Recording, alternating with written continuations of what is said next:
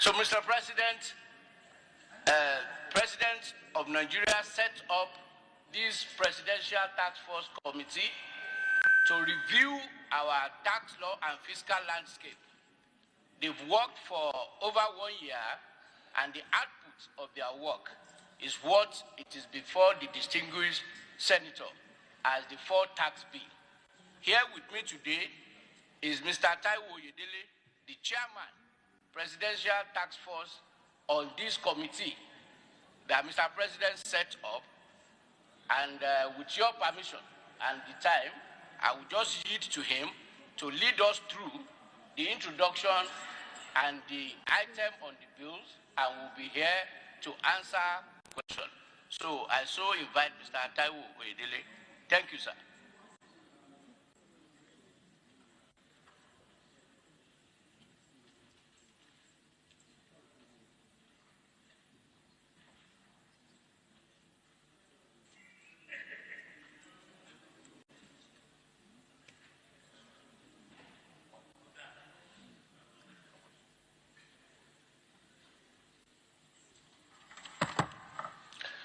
Good afternoon, Mr. President, distinguished senators. It's a privilege to be invited for this very important conversation today. And I want to start by thanking the Senate for the opportunity you gave us also during the retreat last year in Uyo. My name is Taiwo Oyedele. I'm the chairman of the Presidential Fiscal Policy and Tax Reforms Committee. We have some slides. If they can project it from the control room, it will guide our conversation. So I want to start briefly by providing some background to the work that the committee has done that led to the tax reform bills. On the point of order. Thank you very much. So first is to look at... Wait. What order? Order 52. Order 52.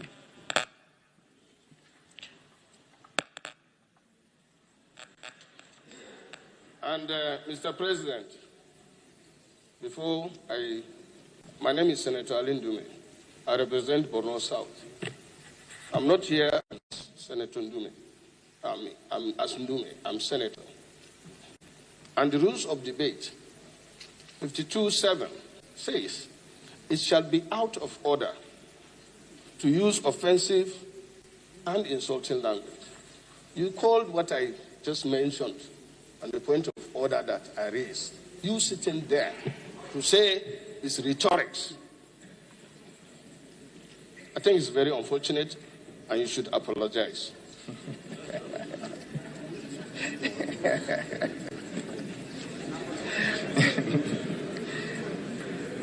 Well, I don't think the word rhetorics is a negative word. It's not an offense. Nobody used that against you.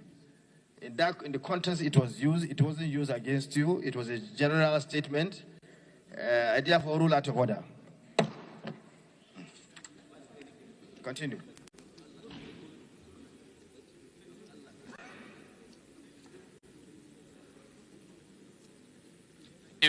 Thank you very much. So I wanted to provide some background leading to the proposed bills. First is to look at our socioeconomic reality for our country. And if the slides come up, you will see the study done by the Bureau of Statistics showing that 133 million of our citizens live in multidimensional poverty. The reason why they live in poverty are 4 dimensions. The first one is they are deprived of education, and this is just basic education, about first 9 years of learning.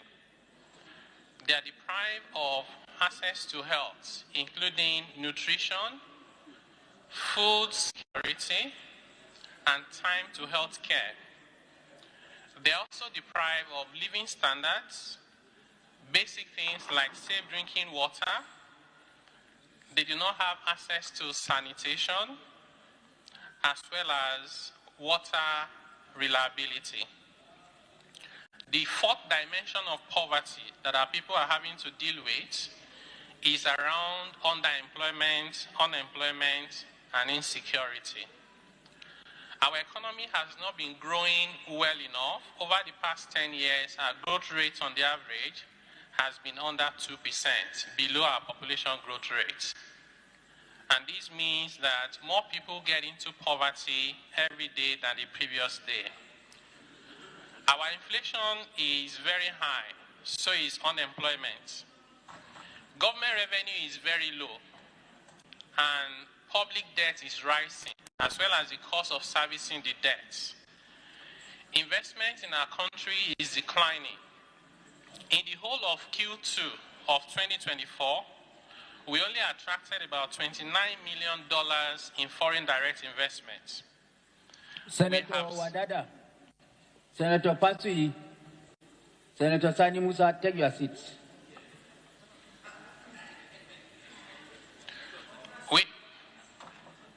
We have seen a number of companies exit the country. We have seen those that have closed down, and some that have scaled down their operations from having about 5 plants to about 2, including some local companies. On the next slide, we have significant areas of work in progress in reforming our economy and taking Nigeria to a place where we all aspire for the country to be. We also have areas where we are beginning to see positive results. For the areas where we need to make improvements, these include our exchange rates, the strength of the Naira, and the stability of the Naira. We need to rein in on inflation as well as cost of doing business. We need to address rising poverty in the land and the cause of doing business, as well as finding decent jobs for our people, particularly our young population. Our interest rate environment is very high, almost impossible to do any legitimate business, borrowing at 40–50%. We also have challenges around efficient public financial management, coordination of government policies across different levels, as well as public communication. But the areas where we're beginning to see positive results include the balance of trade and current account surplus. We are beginning to see inflation slowing down in developed markets, which means as they cut their rates, more investment will come in our direction. We're seeing a decline in budget deficits. We're seeing rising revenue, though it remains small. And we're seeing crude oil local refining in Nigeria, which is good news. And we have our capital markets not doing badly, could be better. And these are some of the context about what led to the reforms. So, Mr. President of the Federal Republic of Nigeria set up the Presidential Fiscal Policy and Tax Reforms Committee last year, August. And the team is comprised of over 80 Nigerians from all the 6 geopolitical zones across Nigeria, including over 45 young people from 22 universities, head of internal revenue services, including more than 22 government institutions, including the organized private sector from Manufacturers Association of Nigeria to Small Business Association to Chambers of Commerce, as well as professional bodies, ICANN, ANAN, CITN, Nigerian Bar Association, and so on and so forth. We've done a lot of public consultation in developing the proposals before the National Assembly. These consultations include the private sector, it includes trade associations, it includes the civil society, as well as government. Like I said, we are grateful for the opportunity to have the 2-day retreat we said last year. We had 1 meeting with the Governors Forum, we had 2 with the National Economic Council, We've had meetings with some of the state governors, individually with their cabinets. We've had meetings with investors community, local and foreign. We had meetings with Nigerians with disability. We had meetings with Nigerians in the diaspora. More than 40 sectors were engaged as part of these proposals. We also conducted requests for submission and surveys, and I'm pleased to inform the Senate that we received submission from all the 36 states in Nigeria. There was no single state that was left out. So we are grateful for the trust that the Nigerian people have in the work of the committee. Some of the findings driving our recommendations today, distinguished senators, is that our budget is very low. It's not enough to fund our development. For the year 2024 that is coming to an end, the total of the budget of the federal government, including the amendment to the Appropriation Act, and all the 36 states of the Federation, comes to about 51.1 trillion naira only. If we convert this to the United States dollars, it is just barely $32 billion. These amounts is the size of the budget of Kenya that has only 54 million people, a lot of poverty in the land as well. This amount is less than 1/4 of the budget of South Africa. 130 billion is their budget, and they have about 60 million people. Even by African standard, we are not doing well. On the next slide, as much as the budget is very low, our revenue is even lower. The entire revenue that we generated from taxes is barely 18 trillion naira in 2023. This amount is not even up to fund half of the budget across the Federation. And if you look at individual tax contributions from personal income tax, for example, in the whole of last year, Nigeria only collected 1.53 trillion naira in personal income tax. In that same year, South Africa collected 50.5 trillion naira equivalent. That is more than 30 times what Nigeria collected. Even Kenya, with 54 million people, collected 5.8 trillion naira, almost 4 times what Nigeria collected. It is instructive to note that in South Africa, you do not pay personal income tax until your income is up to 660,000 naira per month. Below that level, you are totally exempted. In Kenya, you will not be liable to pay personal income tax until you earn more than 282,000 naira per month equivalent. But in Nigeria, you are asked to pay personal income tax once you earn 30,000 naira per month. That's 1,000 naira a day. Nigeria is taxing its poorest people. We are taxing poverty. And it's not showing our tax collection because in our analysis, we could not find any country in the world where they place so much burden on their poorest and most vulnerable population. That's not where our revenue will come from. The 50 trillion naira equivalent that South Africa collected from personal income tax alone, which by the way is more than twice all our revenues combined from taxes as well as from proceeds from oil. These 50 trillion naira that Africa collected, 90% of it came from the top 5% of their population. So we believe that the time is right for us to provide exemption for our poorest citizens. Given that they live in multidimensional poverty, they have no ability to pay taxes. And to ask some of us who are not so poor to pay a little bit more so that we can reduce the size of budget deficits and not have any need to print money to spend to fund the government. In every country that they have decided to print money to spend, the outcome is predictable. In Zimbabwe, a few years back, there was a 100 trillion Zimbabwe dollar, and I used to have the note, but I didn't bring it here. That note of 100 trillion was barely enough to buy a loaf of bread because they kept printing money. When the government cannot raise revenue rightly and they print money to spend, It is effectively taxation without legislation because the value of the money in everybody's pocket reduces proportionately. Unfortunately, this way of imposing taxes without legislation further impose more burden on the lower end of the ladder.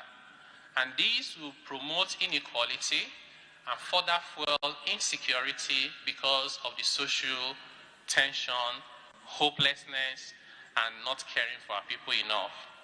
The question we ask ourselves is that if you do not do these reforms now, then when should we do it? If it's not us, then who should do these reforms? On the next slide, we conducted a national study trying to find out from the Nigerian people their perception towards paying taxes, because you know that tax is at the heart of the social contract, is the reason why societies can exist. It turns out that only 17%, 1/7 of Nigerian adults believe that they should pay their taxes and that tax evasion is wrong and punishable. 83% of Nigerian adults will do anything but pay their taxes. This is the lowest that we have seen of any country where this study has been conducted. When we asked them why, is it that they don't want to pay taxes? They gave us 3 very important reasons. The first one is that they said they do not trust government. Number 2 is they said, even the ones we pay, what are we getting in return for those taxes we pay? Number 3 is they said, even when they want to pay the taxes, the process are complex and corrupt. 2 in 3 adults said they were asked to pay a bribe in the process of wanting to pay their taxes. When we asked them what government should prioritize in terms of spending, they said government should prioritize spending on education, number 1, health, number 2, electricity, number 3, security, number 4. Distinguished senators, this request from the Nigerian people is very consistent with the reason why they live in multidimensional poverty. So the voice is clear from our people about what we must do. Many of the laws that we have in Nigeria today around taxation, we inherited from our colonial masters. For example, the stamp duty law is a law of 1939. In 1939, the world had not envisaged that there would be the internet. Trying to apply a law of 1939 in 2024 does not show that we are people that are ready for the next generation. Because of this, we decided that instead of amending our old laws that we inherited from the colonial masters, why don't we write new ones for ourselves? And this has been done in many countries across the world. This is what led to us trying to harmonize so many taxes that we have in Nigeria into few high revenue yielding, broad-based taxes, and eliminate those taxes that impose burden on our poorest people and small businesses, so they can have the opportunity to thrive. It is when our people are prosperous that you have the ability to pay taxes. Our finding is that the fiscal system we have today inhibits growth. And in my private sector experience before my current role, I was involved for over a decade in looking at tax system in more than 180 countries worldwide. And I can tell you with all sense of responsibility, Nigeria's tax system is one of the most backward in the world. This cannot help us with our ambition of a great country, which is what we desire and truly deserve. We also find that government can do much better in terms of the priority and quality of spending, as well as how we borrow, in addition to issues around harmonization of taxes. On the next slide, I do apologize, you will not be able to read the contents, but it's intentional. We decided to put all the official levies and taxes collectible in Nigeria today, column 1 by the federal government, the one in the middle by the states, the one to the right by the local government, altogether more than 60 taxes and levies that we impose on our people today, yet we have no revenue to show for it. Whereas countries where they collect multiples of what we collect, they collect all those taxes from less than 10 taxes. So we believe that if we continue to do the same thing and expect a different result, the result will not be different. We believe it is time for us to take a step back and say, what taxes should we be collecting today? If you go into the Constitution, you find collection of taxes on wheelbarrow, taxes on bicycle, produce, TV, and radio. In the days when those laws were written, having a television is an indication of wealth. Today is not. And we believe it's time for us to do the reforms. So this leads me now to the 4 major bills before you, and I'll give the highlights of those bills one by one. First and foremost, there's a structure that we use to develop the bills. We focus on some principles to guide our recommendations. Those principles include simplicity, harmonization, alignment with our economic objective. We cannot want to grow manufacturing and then we are taxing investment in manufacturing. It's inconsistent. We thought it's important for us to make sure that our tax and fiscal policies are consistent with our growth and development aspirations. Tax neutrality, so that tax does not become a headache for those who are doing business. Competitiveness, can we attract investment to Africa, just within Africa? What we are beginning to see from our analysis, Nigeria's income tax rate for companies ranks in the top 10 in the world. Highest tax rate in the world, Nigeria is in the top 10. Now, if anybody wants to start a business in Africa today under the African Continental Free Trade Area or under the ECOWAS Treaty, the analysis will conclude that Nigeria is the least preferred location for you to set up your investments. If we don't address this issue urgently, the crisis we have will get worse. Because what will happen is even Nigerian companies will decide to go and set up in Ghana and bring the produce to come and sell in Nigeria, since they have a more favorable environment. For example, Nigerian businesses are forced to pay tax even when they have made losses. When you force a company to pay tax when they have made losses, you're asking them to pay tax out of their capital. It's the fastest way to kill any company in the world. One of the reasons why America is one of the greatest countries in the world today is they support their businesses. Even when a business has made a loss, America allows you in some states to go and sell the loss and collect money so you can continue to fund your business. Some of the largest tech companies in the world made losses for more than 10 years before they began to make profits. We want to do the same thing in Nigeria. Today, if you want to set up a factory and you buy equipment and assets, you pay VAT on those assets. You will not be able to get credit for those VAT you have paid. If you go to Ghana, even though their VAT rate is higher, every amount you pay on VAT, you will get it back from the government. We want to do the same thing in Nigeria. We do not want to tax capital anymore. We do not want to tax investments. We do not want to tax poverty. Of course, we do not want to tax seed. We will wait and tax the fruits when people have invested and they are making prosperity. We also want to modernize our system because we are beginning to lose our tax base to other countries. Within the international community, there's a project going on that we call base erosion and profit shifting. And if we don't respond quickly, as other countries are taking care of themselves, we'll be losing our tax base to those other countries. So this is why this is very urgent, among so many other reasons. The work we have proposed before the National Assembly is data-driven. We ensure that we focus on data and we prioritize what is good for our country in the national interest over and above everything else. It is our belief that if Nigeria works, every group, every segment, every association will find a space under a Nigeria that is working. So we have 4 bills. The first one is the Nigeria Tax Bill.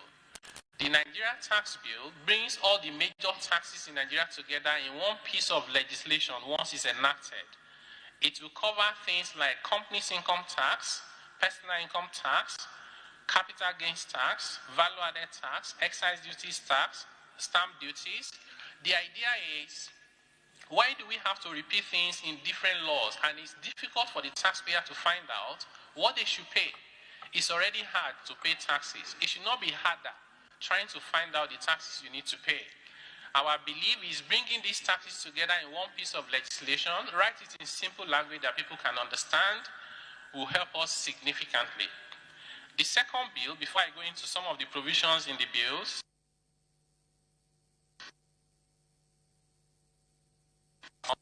assessment, payment, tax audits, using technology in revenue administration. All of these are covered under the Tax Administration Bill. Number 3 is the Nigerian Revenue Service Establishment Bill. This bill is seeking to replace the current Federal Inland Revenue Service.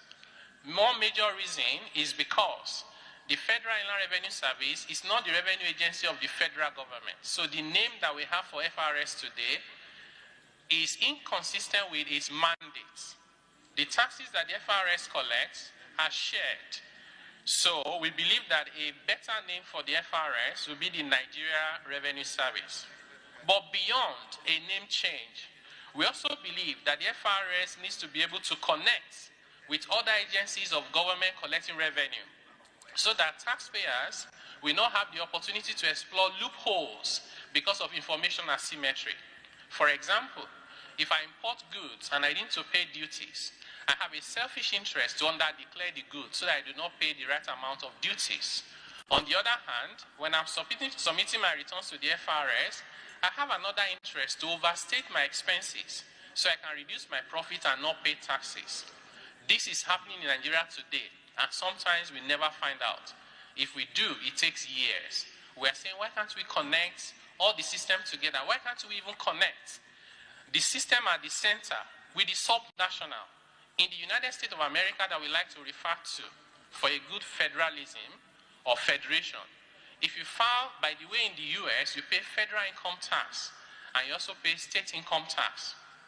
If you file your returns with the federal, it replicates immediately to the states. So by connecting together, we have not in any way compromised our federalism. We have strengthened it because now we have more information accessible to government at all levels to carry out their mandates. The last one is the Joint Revenue Board Establishment Bill. This bill is trying to replace the current Joint Tax Board to become the Joint Revenue Board. Why is that important? The Joint Tax Board that we have today was envisaged to just only help us with personal income tax matters. But what we now know today is that the issues we are dealing with go beyond personal income tax. In fact, those issues go beyond taxes to broader revenue matters. So therefore, we think that a better name is Joint Revenue Board. In addition to that, we are expanding the scope of that Joint Revenue Board to help us ensure that there's harmonization across Nigeria, to help us ensure that there's collaboration between tax authorities because we are stronger together, to ensure that we can share information, exchange of information, that we can build capacity together, that in fact, it is possible for us to do audits together. Why can't federal and state decide to audit a company at once? Sit down there as a group of people who are working for Nigeria. You reduce the cost of doing audits, both for the government as well as for the taxpayer. Another thing that we have in this fourth bill is the Tax Appeal Tribunal. This Tax Appeal Tribunal today is established under the Federal Inland Revenue Service Establishment Act. And that gives the impression that the Tax Appeal Tribunal is only a federal matter. We leave out our taxpayers whenever they have disputes with states and with local government. We believe that it's better to set up this tribunal in a way that it can deal with all tax disputes across Nigeria, and therefore is appropriate to set up this body under the Joint Revenue Board Establishment Bill.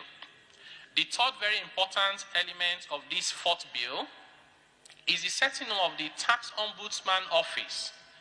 Today in Nigeria, over 30 million small businesses do not understand the taxes they need to pay because they don't need to be finance experts before they can do their small business.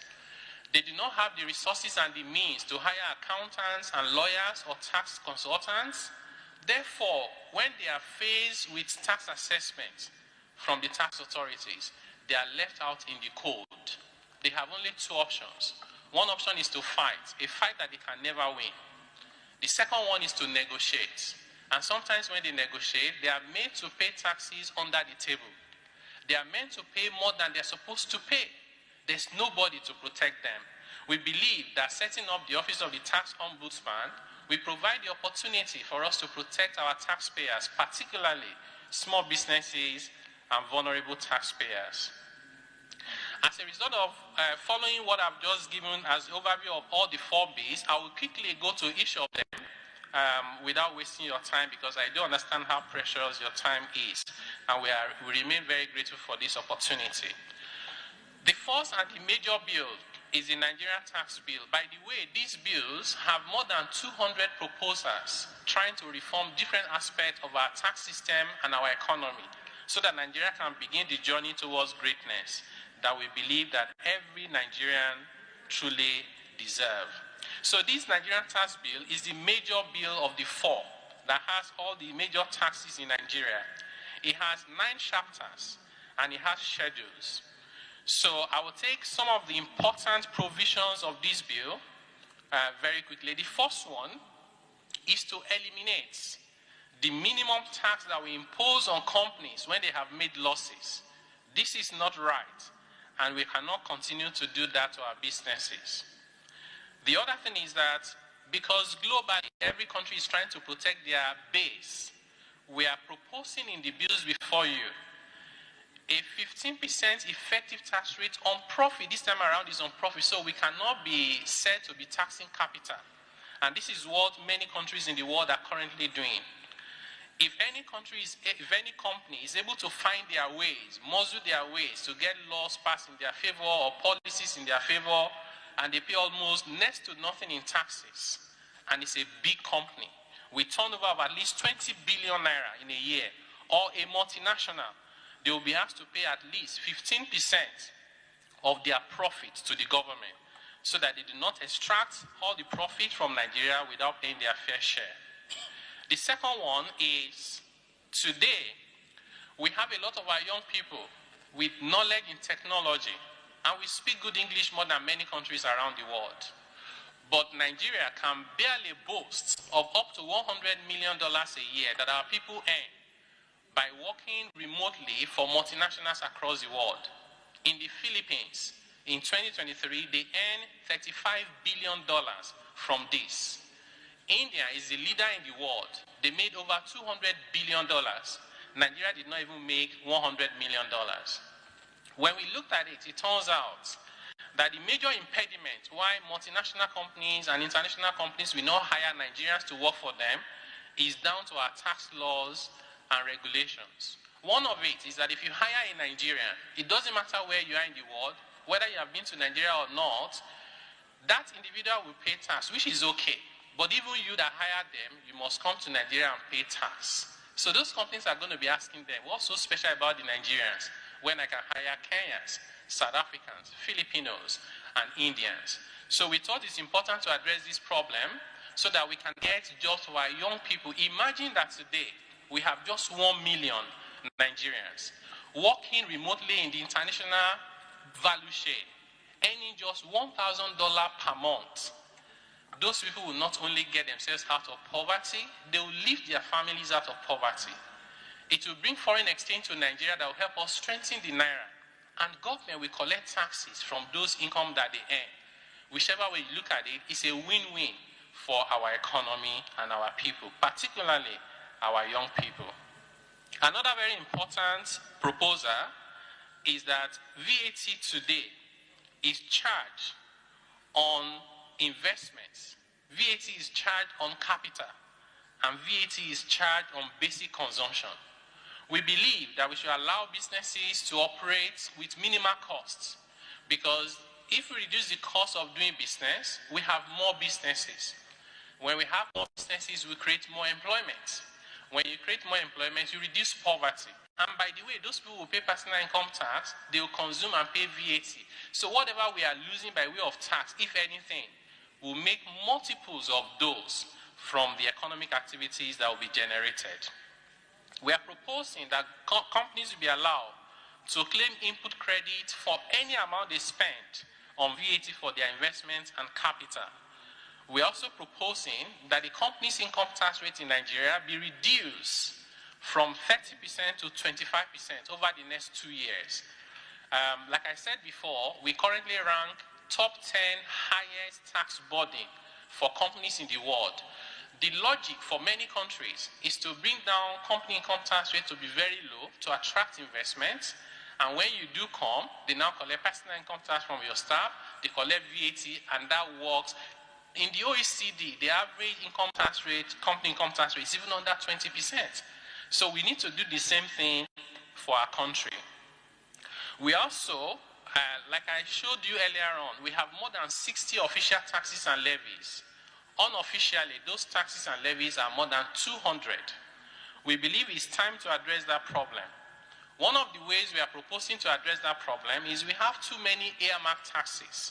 We have taxes for education, we have taxes for engineering and science, we have another tax for information technology, we have for police, and it's a long list. Normally, when companies pay their income tax, people pay VAT, individuals pay personal income tax, stamp duties. It is for government to try and prioritize how they spend the money.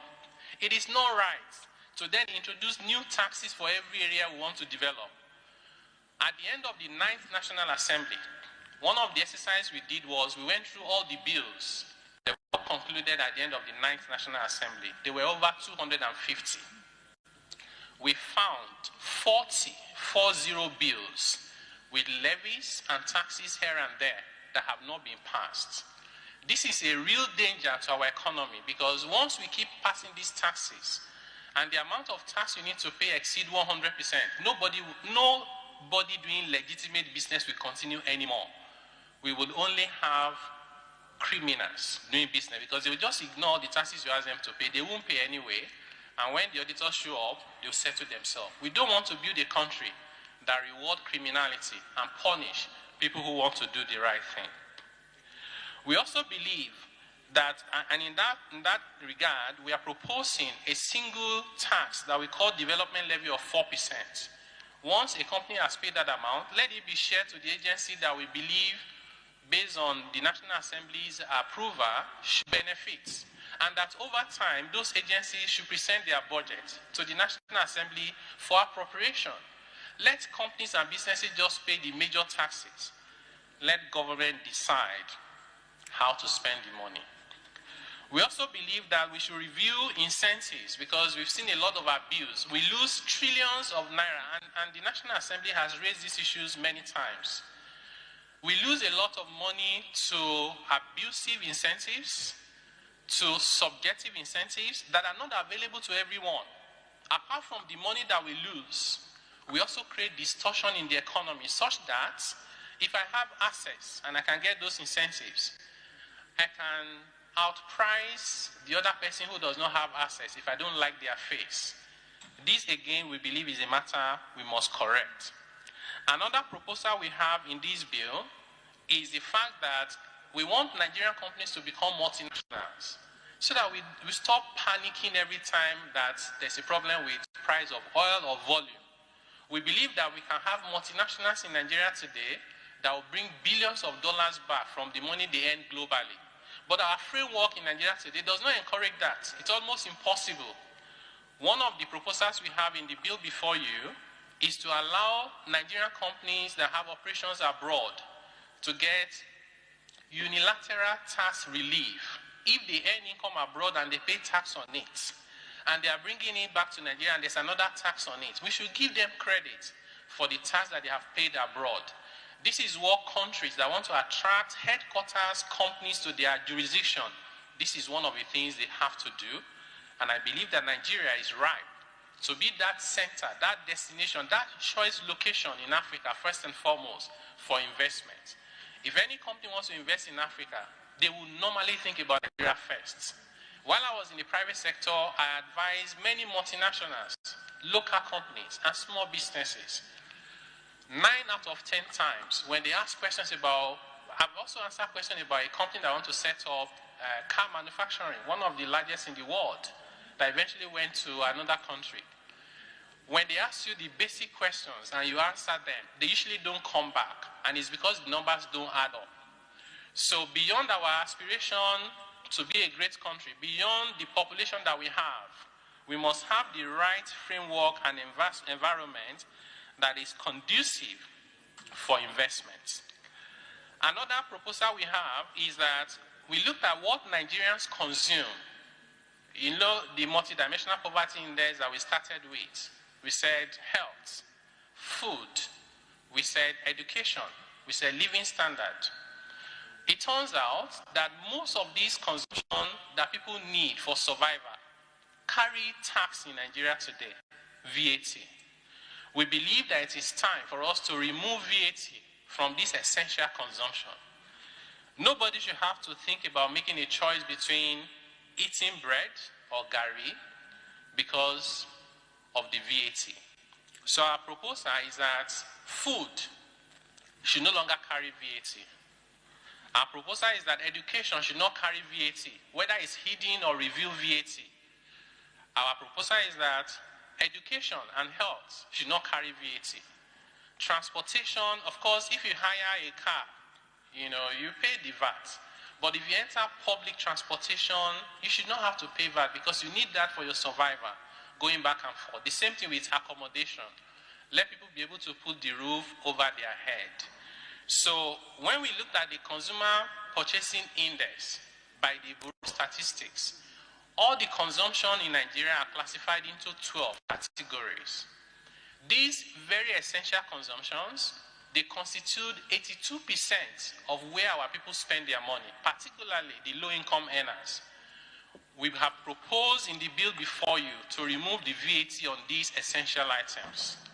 In other words, 4 out of every 5 consumption by the masses, we no longer carry VAT.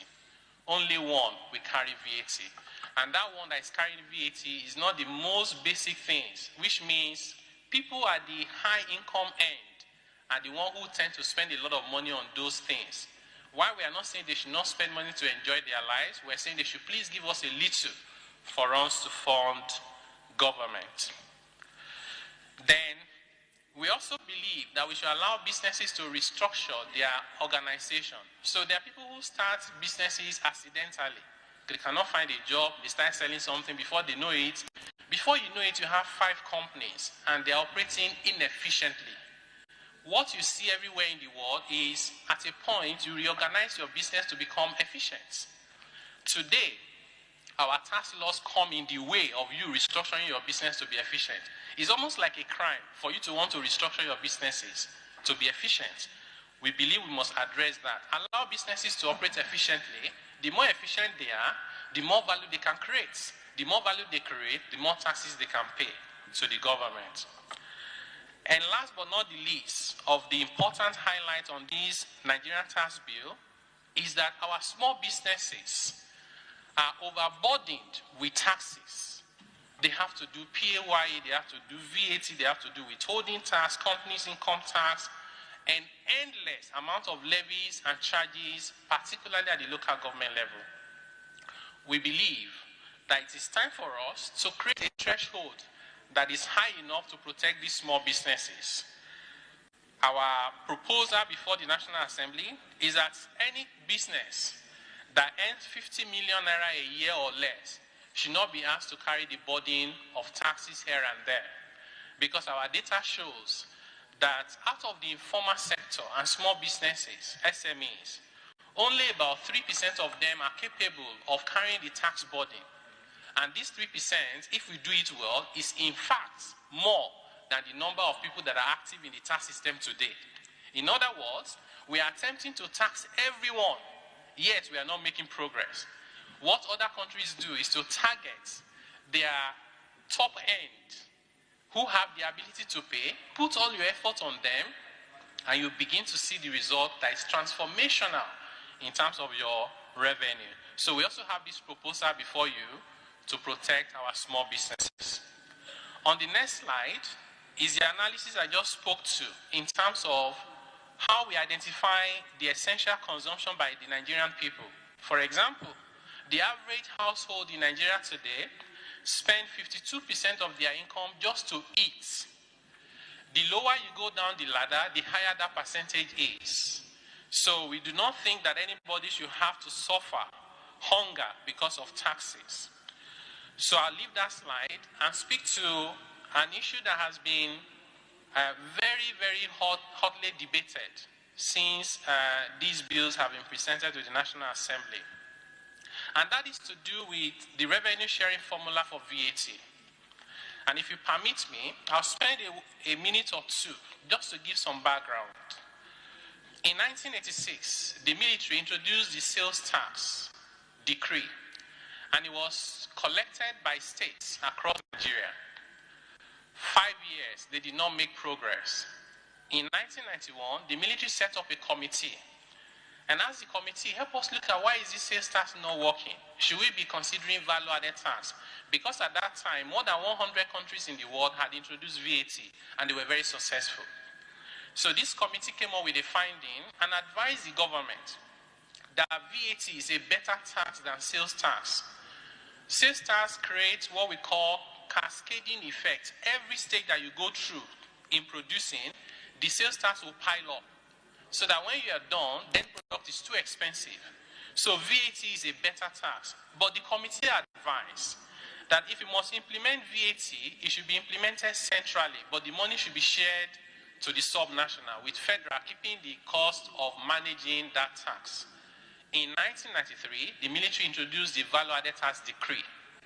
And in 1994, the implementation commenced. By 1999, when we got into the Fourth Republic, we needed a constitution.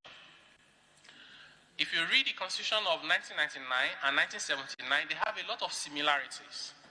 We believe that the 1999 Constitution, because it was fashioned after the 1979 Constitution, they did not remember to put VAT in the 1999 Constitution because in 1979 there was no VAT. Because VAT has not been mentioned specifically in the 1999 Constitution, and we have seen judgment even as recent as last week about gaming, lottery that says it has to be House of Assembly of the states. Before then, we had one on hospitality and tourism. It also said, the Supreme Court said, it is the states. That is why Rivers State went to court. Lagos State has been to court on VAT, and they have won that VAT should be tax of the state. But the final appeal is at the Supreme Court. A final determination has not been made. We see danger that if we wait for the court to tell us the answer to this problem, that answer will create chaos for us. Number one, every state will collect less than half of what they are getting now. Number two, businesses will struggle because you bought something in Kaduna and you are selling it in Ekiti. They will not allow you for the input. And the more the cost piles up, the more businesses will struggle. In addition to that, in the US today, United States of America, they do sales tax and it's collected by states. But the states cannot collect sales tax on imports or international services because that is the exclusive preserve of the federal government. If states should begin to collect VAT today, they will not be able to collect import VAT. Import VAT and international VAT is about half the VAT we collect in Nigeria today. If anybody will benefit at all, it will be the federal government. We believe that the right solution is for us to address the concerns that those states have so that we can have a political solution to this problem rather than the one that says, let's wait for the Supreme Court.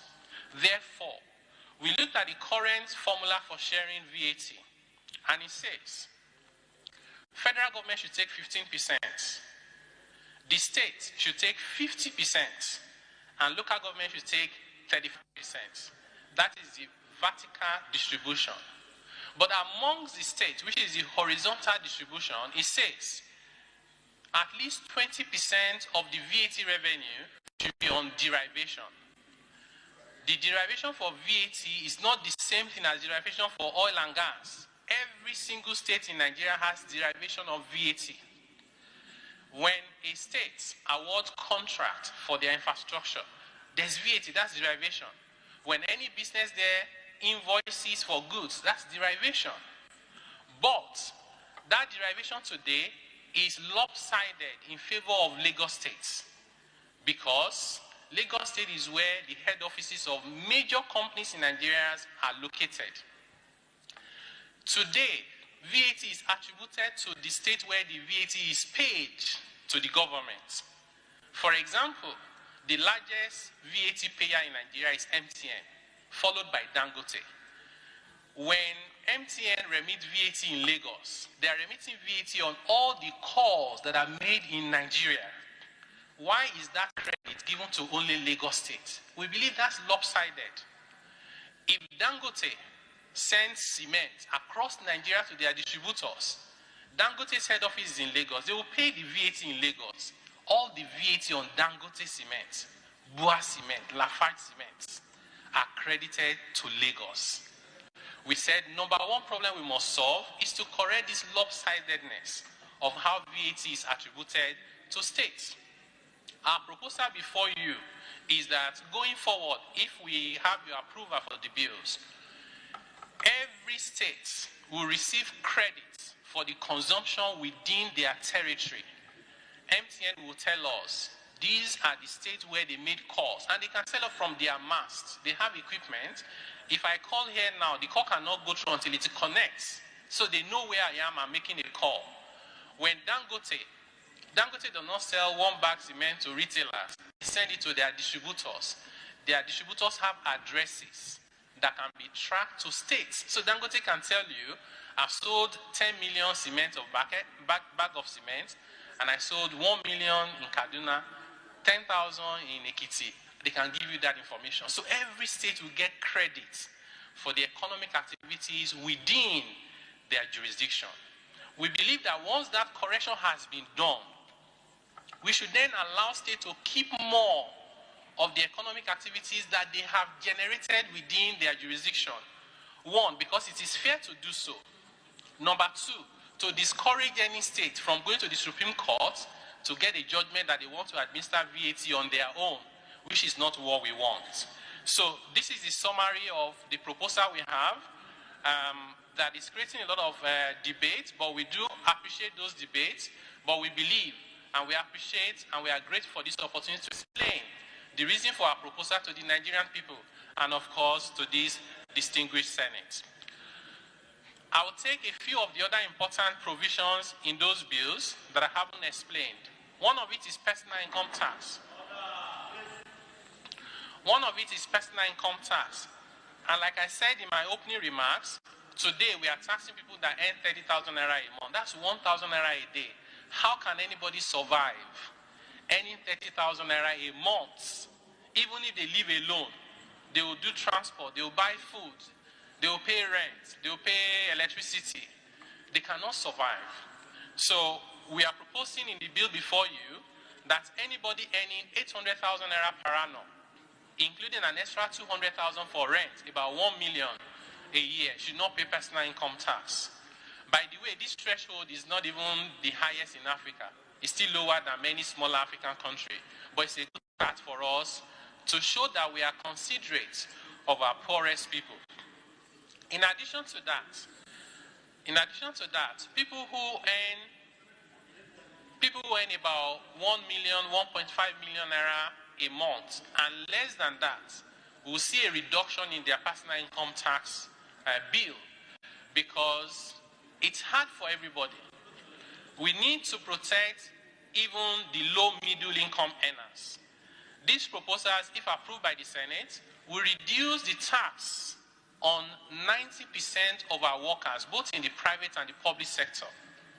And it will exempt more than 30% of our citizens who earn about minimum wage, around 50, 60, 70,000 naira. Then the remaining 10% who are not so poor will now pay a little bit more. The top rate today is 24% in the law, and we are proposing it goes to 25%. We're doing some other reforms around allowances and relief. So effectively, if somebody earns 100 million naira a month, clearly not a poor person, the maximum they will pay even under our proposal is only 25%. If they were in South Africa, they'll be paying 41%. If they were in Kenya, they'll pay 35%. Of course, if they're in the UK or the US, they'll be close to 40%. But we're doing only 25%. One other reason why we believe it's important to adjust that rate for high net worth individuals is to encourage formalization. Today, distinguished senators, if I'm doing a business and I call it Taiwo Enterprises, I did not register with CAC, and I'm honest to pay my taxes, the maximum personal income tax I will pay is 19%. If I make a mistake to register that as a company the following day, from next year, my company income tax is more than 40%. We are trying to correct this. so that businesses will be encouraged to formalize their businesses. When they formalize their businesses, they open the door for growth.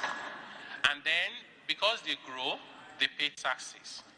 I will move on to the second bill. The second bill is the Nigeria Tax Administration Bill. This is the bill that is seeking to set up a minimum standard for how we administer taxes across Nigeria, including harmonization of our tax identity. Today, someone like me can have about 3 IDs in Nigeria.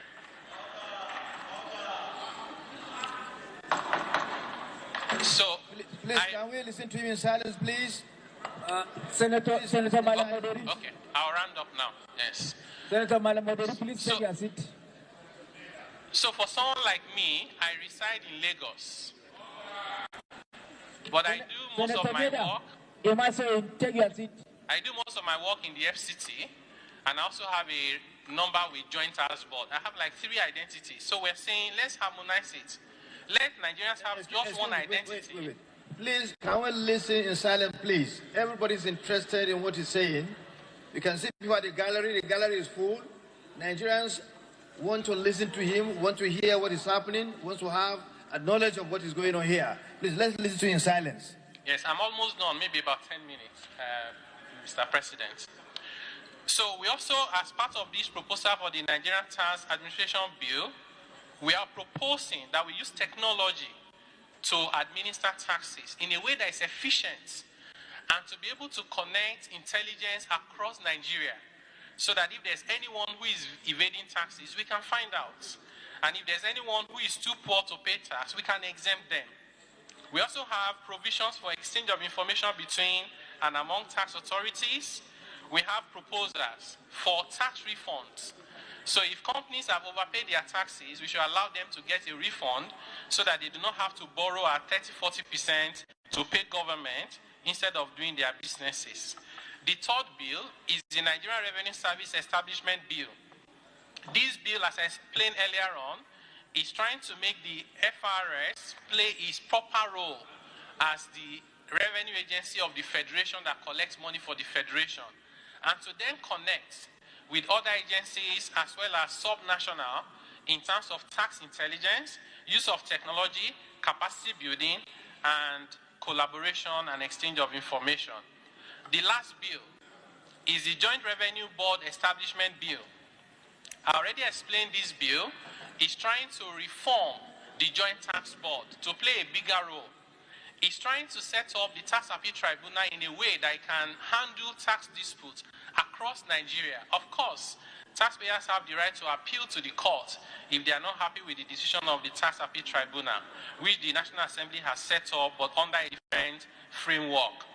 And the last one is a tax ombudsman to protect our small businesses and vulnerable taxpayers. So I will conclude on the next slide. Our belief is that revenue is only a means to an end. It is not an end in itself. And our policies, tax, fiscal policy, monetary policy, must facilitate sustainable growth and development for shared prosperity, which means that our economy must be organized in a way that is conducive and investment-friendly. Our fiscal and tax policies must be purposeful and coherent, easy to understand and administer. Our laws must be enabling of businesses and dynamic, and governance must be simple and efficient.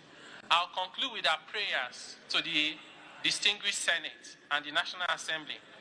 Our prayer is that our distinguished senators will go through these bills and help us consider them based on their merits and based on national interest in the light of the challenges that we face today. We stand ready at any time that we are given the opportunity to come and explain, to be able to do so, even to communicate